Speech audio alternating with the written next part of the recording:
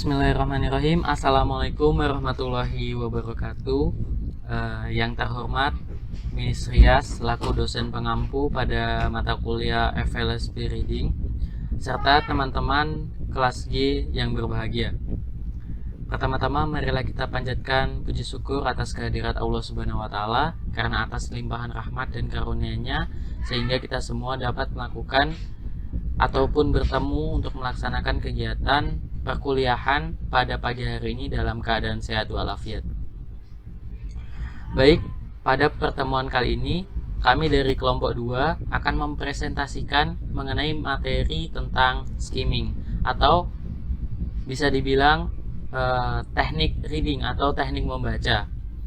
Nah, dalam penyampaian atau presentasi materi pada kali ini saya tidak hanya sendiri, saya akan ditemani beberapa rekan saya, yaitu yang pertama Anggit Kusuma Rizky, kemudian yang kedua saya sendiri Muhammad Rizky Saputra, dan yang ketiga adalah Muhammad Hafiziden. Nah, seperti apa pembahasan materi mengenai skimming ini akan dibahas lebih lanjut lagi.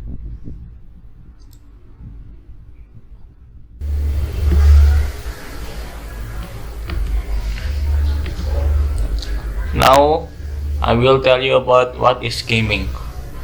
Skimming is reading quickly to get the general idea of a passage. And I will tell you how the skimming. I will tell you for the way to skimming. Number 1, don't read all the text. Try to skip the text. Number 2, read the first and last sentence of paragraph. Number 3, read the introduction and summary. And last, number 4, read a few examples until you understand the concept they are meant to illustrate.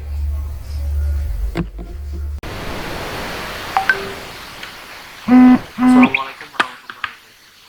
Saya akan menjelaskan apa yang dimaksud dengan muskim.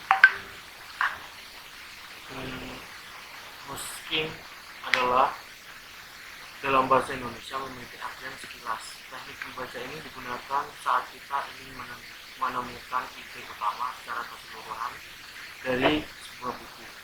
Dengan cara ini berarti kita tidak membaca buku kata per kata, melainkan berlompatan dari satu buku ke bagian yang lain untuk melihat pokok pikiran utama dari topik yang dibaca.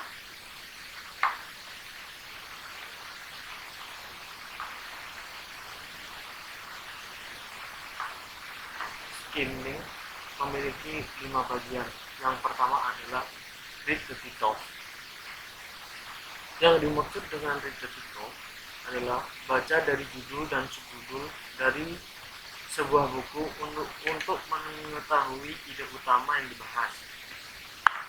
Yang kedua ada read subtitle or introduction, yaitu baca keseluruhan paragraf pembuka. Tujuan dari paragraf pembuka adalah untuk memperkenalkan pembaca pada topik dari bacaan. Topik utama dari bacaan biasanya terletak di bagian akhir dan paragraf pembuka.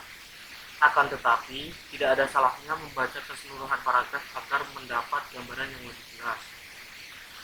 Dan yang ketiga ada read the first sentence of each paragraph, yaitu kebanyakan paragraf mempunyai ide utama di awal paragraf.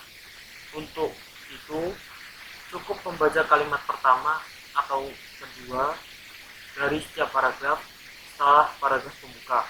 Meskipun begitu, perlu diingat bahwa tidak semua paragraf mempunyai gagasan pokok di awal paragraf. Karena itu, jika tidak menemukan ide utama suatu paragraf di awal, tidak ada salahnya mencari di kalimat-kalimat terakhir ataupun di tengah. Yang keempat adalah menandai dari gagasan-gagasan pokok yang telah diketahui dalam setiap paragraf. Dan yang kelima adalah read the summary of last paragraph if there is one, yaitu kita bisa membaca paragraf terakhir agar bisa menjelaskan kesimpulan dari bacaan-bacaan paragraf tersebut.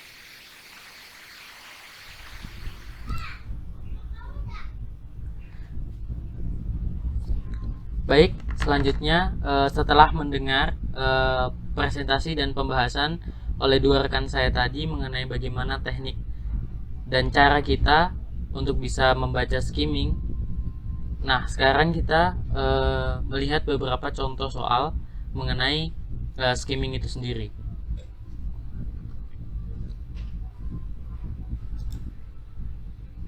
Nah, di sini choose a heading that best match the upcoming paragraph.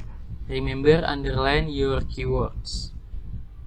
Jadi di sini ada beberapa pilihan kemungkinan ide pokok dari sebuah paragraf. Ya, di sini ada beberapa kemungkinan ide pokok yang dijadikan ide pokok dari sebuah paragraf. Untuk dapat kita mengetahui apa ide pokok dari sebuah paragraf itu, mari kita membaca paragraf tersebut.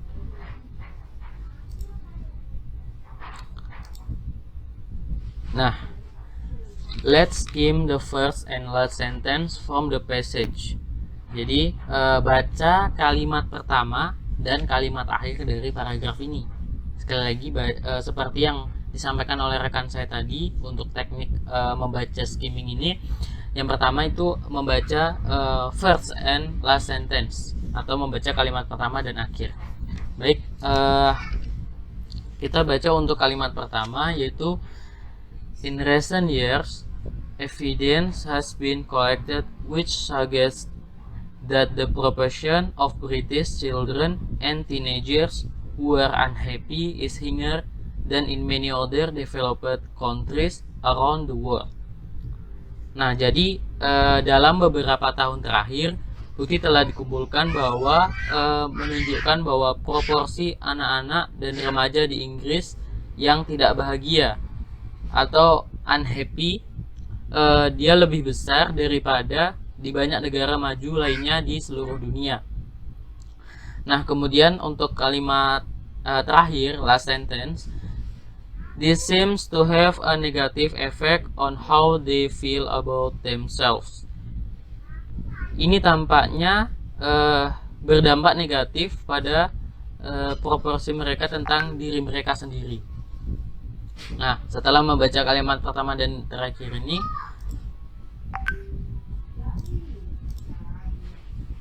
so what is our answer? Choose the heading that best match the previous paragraph. Jadi setelah membaca kalimat pertama dan terakhir tadi, maka ide pokok dari paragraf tersebut seperti apa begitu. Yang pertama, di sini parents are blamed for the state of children today. Orang tua disalahkan atas keadaan anak-anak saat ini. Sedangkan dalam paragraf pertama dan terakhir tadi tidak berbicara mengenai orang tua. Kemudian yang kedua, pilihan kedua ada a report with many conclusions and worries about the United Kingdom. Laporan dengan banyak kesimpulan dan kekhawatiran di Inggris. Sedangkan pada paragraf tadi, pada kalimat pertama dan terakhir tidak berbicara mengenai laporan. Kemudian ketiga, growing up unhappy generation. Dan yang keempat adalah there are so many social problems young people face today. Jadi yang tepat adalah yang ketiga, yaitu growing up unhappy generation.